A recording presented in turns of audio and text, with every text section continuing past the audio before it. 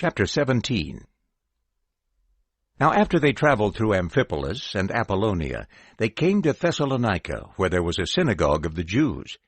And as was his custom, Paul went into them, and on 3 Sabbath days he discussed with them from the Scriptures, explaining and demonstrating that it was necessary for the Christ to suffer and to rise from the dead, and saying, "This Jesus whom I am proclaiming to you is the Christ."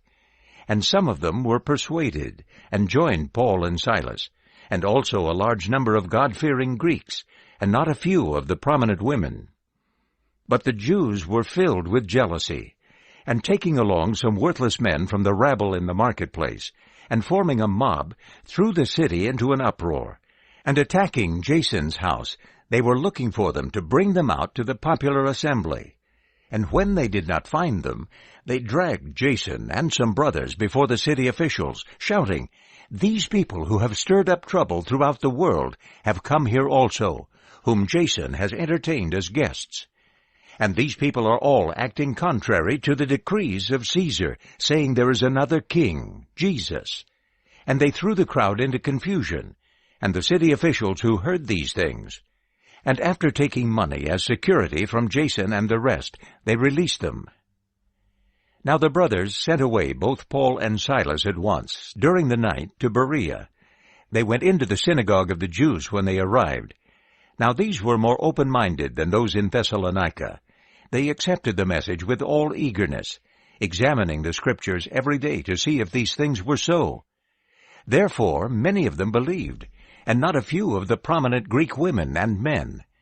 But when the Jews from Thessalonica found out that the message of God had been proclaimed by Paul in Berea also, they came there too, inciting and stirring up the crowds. So then the brothers sent Paul away at once to go to the sea, and both Silas and Timothy remained there. And those who conducted Paul brought him as far as Athens, and after receiving an order for Silas and Timothy that they should come to him as soon as possible, they went away. Now while Paul was waiting for them in Athens, his spirit was provoked within him when he observed the city was full of idols. So he was discussing in the synagogue with the Jews and the God-fearing Gentiles, and in the marketplace every day with those who happened to be there. And even some of the Epicurean and Stoic philosophers were conversing with him, and some were saying, "What does this babbler want to say?" But others said, "He appears to be a proclaimer of foreign deities," because he was proclaiming the good news about Jesus and the resurrection. And they took hold of him and brought him to the Areopagus, saying, "May we learn what is this new teaching being proclaimed by you? For you are bringing some astonishing things to our ears.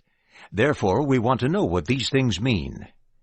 Now all the Athenians and the foreigners who stayed there used to spend their time in nothing else than telling something or listening to something new.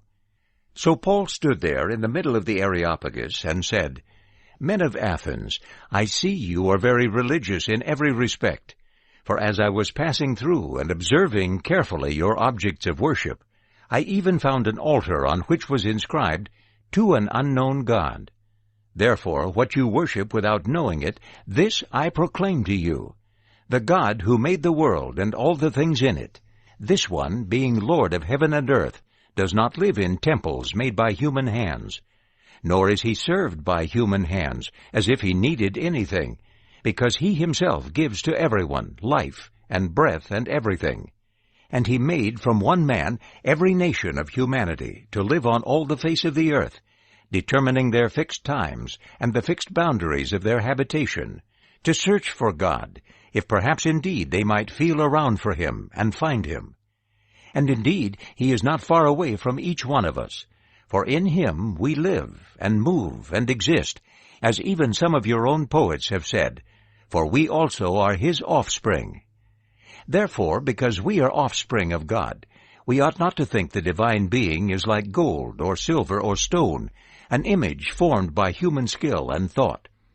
Therefore, although God has overlooked the times of ignorance, he now commands all people everywhere to repent, because he has set a day on which he is going to judge the world in righteousness by the man who he has appointed, having provided proof to everyone by raising him from the dead. Now when they heard about the resurrection of the dead, some scoffed, but others said, We will hear you about this again also." So Paul went out from the midst of them, but some people joined him and believed, among whom also were Dionysius the Areopagite, and a woman named Damaris, and others with them,